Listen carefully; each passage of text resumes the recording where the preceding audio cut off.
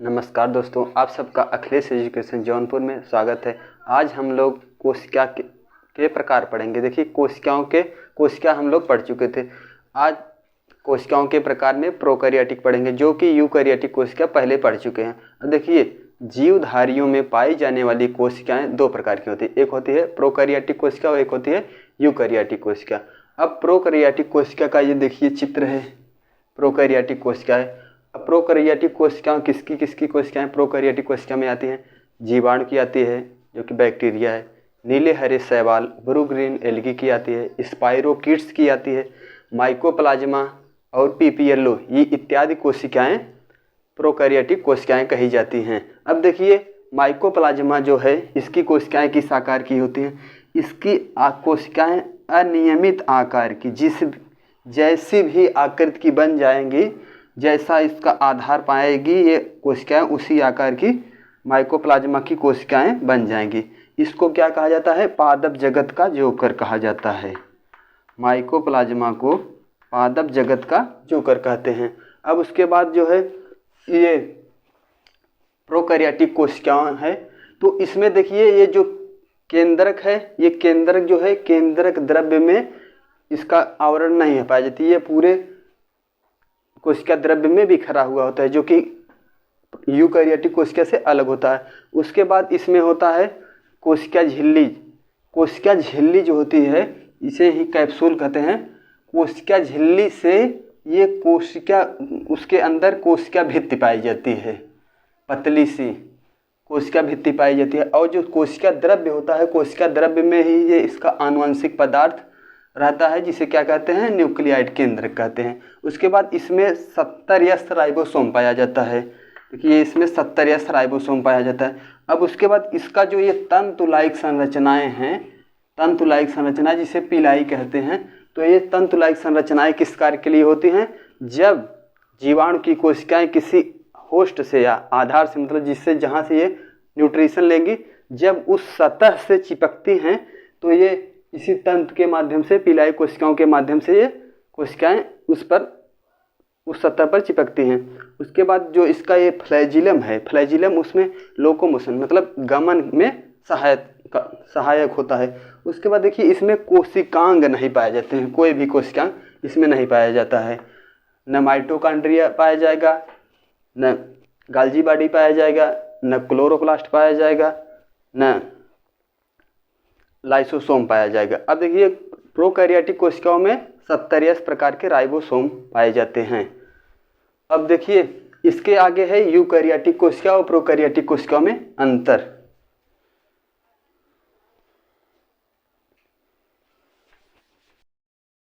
देखिए, प्रोकैरियोटिक कोशिकाओं में केंद्रक कोशिकांग नहीं पाया जाता। उसके बाद इसका जो है केंद्रक द्रव्य नहीं पाया जाता है, इसके केंद्रक कोशिका द्रव्य में बिखरे हुए थे।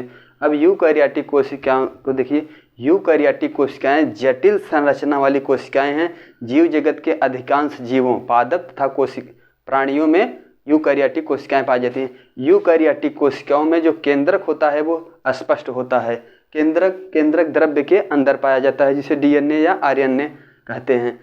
आनुवंशिक पदार्थ जो होता है, केंद्रक झिल्ली या न्यूक्लियर मेम्ब्रेन के अंदर पाया जाता है। अब देखिए, जो है कोशिका द्रव्य में, इसके यूकैरियोटिक कोशिका के कोशिका द्रव्य में माइटोकॉन्ड्रिया पाया जाएगा, गाल्जी बॉडी पाया जाएगा, लाइसोसोम पाया जाएगा, क्लोरोप्लास्ट पाया जाएगा, हरित लवक पाया जाएगा। अब देखिए, इसका है एक कोशिकाओं की आकृति।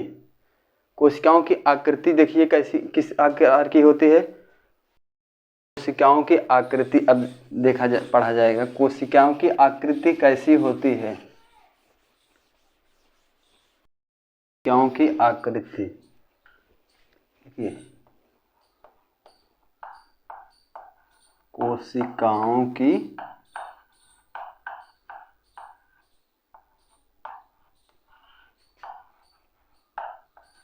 कोशिकाओं की आकृति,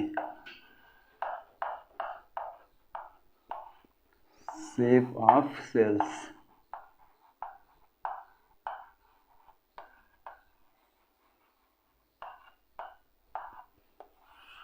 देखिए, कोशिकाओं की आकृति किस प्रकार की होती है। कुछ कोशिकाएं जो होती हैं गोलाकार होती हैं, कुछ वृत्ताकार होती हैं, कुछ अंडाकार होती हैं और लंबाकार होती हैं। देखिए कोशिकाएं छड़नुमा भी होती हैं। छड़नुमा कोशिकाएं किसकी होती हैं, बैसिलस की। ये जो है बैसिलस नाम का बैक्टीरिया होता है, इसकी कोशिकाएं छड़नुमा आकार की होती हैं। छड़नुमा आकार की मतलब जैसे इसी प्रकार की कोशिकाएं होती हैं इसकी, या तो लैटरल होंगे इस प्रकार के छड़नुमा कोशिकाएं हो जाएंगी, ये बैसिलस की कोशिकाएं होती हैं। अब उसके बाद कुछ कोशिकाएं होती हैं कामा के आकार की। कामा के आकार की कोशिकाएं, कामा के आकार की कोशिकाएं जिसे इस प्रकार की कोशिकाएं होती हैं कामा की। ये कोशिकाएं किसकी होती हैं, विब्रियो कॉलेरी। विब्रियो कॉलेरी की कोशिकाएं कामा के आकार। उसके बाद नाशपाती के आकार की कोशिकाएं होती हैं क्लेमाइडोमोनास की। तारा के भी आकार की कोशिकाएं होती हैं, जैसे ये है तारा का आकार। तारे के आकार की कोशिकाएं होती हैं डेस्मिडिस नामक एक बैक्टीरिया है, उसकी कोशिकाएं ये तारे के आकार की होती हैं। डेस्मिडिस, डेस्मिडिस नामक बैक्टीरिया की कोशिकाएं तारा के आकार की होती हैं। अब देखिए अस्थायी प्रकार की कोशिकाएं किसकी होती हैं। अस्थायी प्रकार की कोशिकाएं जो होती हैं वो अमीबा की कोशिकाएं होती हैं। अमीबा की कोशिकाएं, अमीबा की कोशिकाएं अस्थायी प्रकार की कोशिकाएं होती हैं। अस्थायी प्रकार की मतलब कि इसका जो स्यूडोपोडिया होता है, जिसे अगर मान लीजिए यही है इसका अमीबा की कोशिकाएं, तो इसका जो स्यूडोपोडिया होता है अगर ये टूट जाएगा तो फिर ये दोबारा दूसरी कोशिका बना लेगी। ये जो है टूट करके यहाँ पर दूसरी नई कोशिका बना लेगा इसके, तो इसकी अस्थायी कोशिकाएं पाई जाती हैं, मतलब इसका आकार टूटता और बनता रहता है। अब देखिए कुछ कोशिकाएं होती हैं बेलनाकार एवं सिलेंडर के आकार की। वो किसकी कोशिकाएं होती हैं, बेलनाकार और सिलेंडर के आकार की। वेसल्स के समान, वेसल्स मतलब जो ये नस होता है उसके समान होती हैं। तो ये कैसी कोशिकाएं होती हैं, जाइलम की और फ्लोएम की कोशिकाएं। जाइलम और फ्लोएम की कोशिकाएं होती हैं।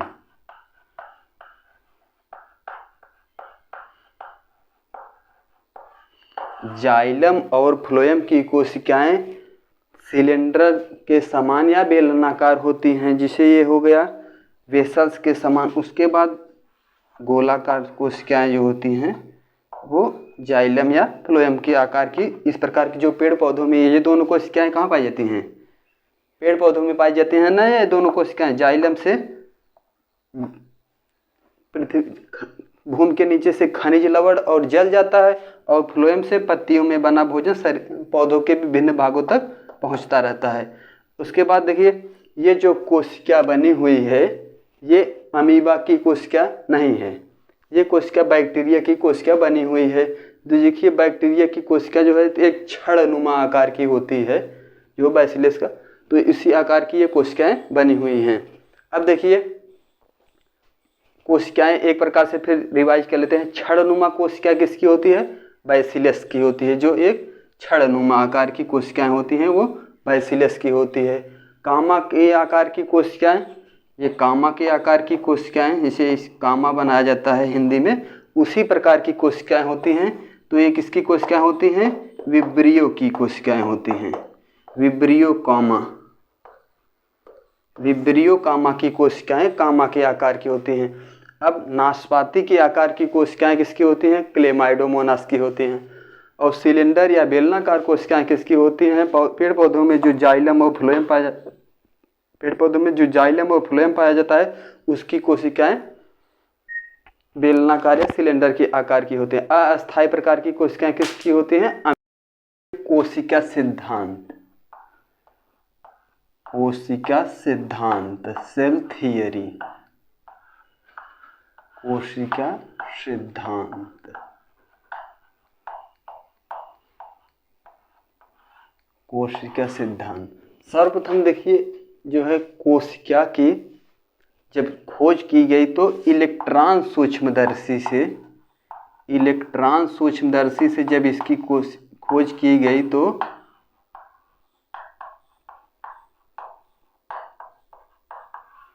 इलेक्ट्रॉन सूक्ष्मदर्शी से जब कोशिका की खोज की गई तो प्रॉपर कोशिकाओं का जिसे इसका जो सचित्र वर्णन दिखाई दे रहा है तो इसके सभी अंगों को दिखाया गया किससे, इलेक्ट्रॉन सूक्ष्मदर्शी के माध्यम से। अब देखिए कोशिका सिद्धांत जो है, कोशिका सिद्धांत के अनुसार सभी सजीव पादप व प्राणी तथा बैक्टीरिया कोशिकाओं के बने होते हैं तथा सभी सजीवों की क्रियाएं उनकी कोशिकाओं की क्रियाओं का परिणाम है। सभी सजीवों की कोशिकाएं उनकी क्रियाओं का परिणाम हैं। देखिए इसके पश्चात जो है जब इलेक्ट्रॉन सूक्ष्मदर्शी से कोशिका की खोज की गई तो इसके पश्चात एक वैज्ञानिक थे जिनका नाम था आर विरचो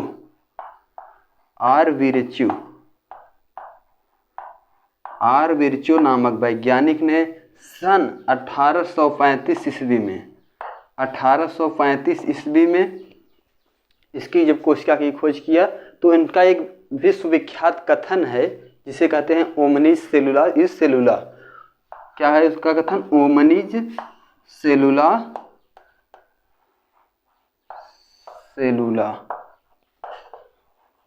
सेलुला यानी इसका अर्थ क्या है कि प्रत्येक कोशिका की उत्पत्ति उसकी नई कोशिकाओं से होती है, मतलब कि पूर्ववर्ती कोशिका से होती है। जो पहले की कोशिकाएं रहेंगी उसी से नई कोशिका का निर्माण होता है। जो है इन्होंने जब कहा कि ओमनिज सेलुला इज सेलुला, प्रत्येक कोशिका की उत्पत्ति पुरानी कोशिकाएं जो रहती हैं पूर्ववर्ती कोशिकाएं से उसी से होती है। उसके बाद वनस्पति विज्ञान शास्त्री स्लाइडेन ने 1838 में और पौधों की कोशिकाओं के अध्ययन के आधार पर तथा जर्मनी के प्राणी विज्ञान मतलब जंतु विज्ञान शास्त्री स्वान ने 1839 ईस्वी में प्राणियों की कोशिकाओं के सिद्धांत के आधार पर इसका प्रतिपादन किया, कोशिका सिद्धांत का। किसने प्रतिपादन किया, वनस्पति विज्ञान शास्त्री स्लाइडेन ने और जंतु विज्ञान शास्त्री स्वान ने। स्लाइडेन नामक वैज्ञानिक ने कब इन्होंने कोशिका का प्रतिपादन किया, 1838 ईस्वी में, और उसके बाद स्वान ने 1839 ईस्वी में। स्लाइडेन और स्वान नामक वैज्ञानिक ने कोशिका सिद्धांत का प्रतिपादन किया है। देखिए किसी भी प्राणी में तथा शरीर के किसी भी भाग में पाई जाने वाली कोशिकाओं की मूलभूत संरचना समान होती है। किसी भी प्राणी में और किसी भी कोशिकाओं में पाई जाने वाली कोशिका की संरचना कैसी होती है, समान होती है। हर प्राणी में जो है यूकैरियोटिक कोशिका जब पाई जाएगी तो उसकी जैसे जो कोशिकाएं रक्त में पाई जाएंगी उसी प्रकार की कोशिकाएं हमारे शरीर में पाई जाएंगी। मतलब जिस प्रकार से हाथ में अगर कोशिकाएं पाई जाएंगी यूकैरियोटिक कोशिकाओं की, उसमें सभी कोशिकाएं रहेंगी, उसी प्रकार से ये पैर में भी जो कोशिकाएं पाई जाएंगी उसका भी आकार सेम रहेगा। तो जो संरचनात्मक क्रियाएं होती हैं, मतलब जिस कोशिका की एक परिभाषा है, सजीव की संरचनात्मक एवं क्रियात्मक इकाई ही कोशिका कहलाती है। जो इसकी संरचना समान होती है इसी से ही इसको संरचनात्मक, मतलब जहाँ इसकी कोशिकाएं पाई जाएंगी वो सब समान रहेगी। उसके बाद होता है क्रियात्मक कोशिका। सभी में कोशिका कला का बाह्य आवरण होता है। अब देखिए सभी प्रकार की कोशिकाओं में मूलभूत क्रियाएं जैसे उसका क्या हो गया, श्वसन हो गया, श्वसन, पोषण, उत्सर्जन और प्रजनन इत्यादि क्रियाएं क्या होती हैं, मूलभूत क्रियाएं होती हैं। श्वसन, पोषण, उत्सर्जन और प्रजनन जो है सभी कोशिकाओं का ये जो है श्वसन पाया जाएगा, पोषण पाया जाएगा, उत्सर्जन और प्रजनन सब। तो इसीलिए क्या कहा जाता है कि शरीर की संरचनात्मक एवं क्रियात्मक, जो ये क्रियात्मक एकता को प्रदर्शित करता है। अब उसके बाद देखिए इसको फिर से देख लेते हैं। आर विरचो नामक वैज्ञानिक ने सन 1835 ईस्वी में एक विश्वविख्यात कथन दिया था जिसे क्या कहते हैं, ओमनिज सेलुला इज सेलुला। जिसका अर्थ क्या होता है कि प्रत्येक कोशिका का निर्माण पिछली यानी पूर्ववर्ती कोशिकाओं से होता है। उसके बाद वनस्पति विज्ञान शास्त्री स्लाइडेन ने 1838 ईस्वी में और जंतु विज्ञान शास्त्री स्वान ने 1839 ईस्वी में कोशिका सिद्धांत का प्रतिपादन किया, जिसका पूर्ण रूप से व्याख्या 1855 ईस्वी में आर वेरिचो नामक वैज्ञानिक ने 1855 ईस्वी में इन्होंने 1855 ईस्वी में इसका प्रतिपादन आगे किया। उसके बाद देखिए कोशिकाओं की मूलभूत संरचनात्मक एवं क्रियात्मक इकाई हो गया। हाँ देखिए ये कोशिका सिद्धांत का चैप्टर जो है पूरा हुआ।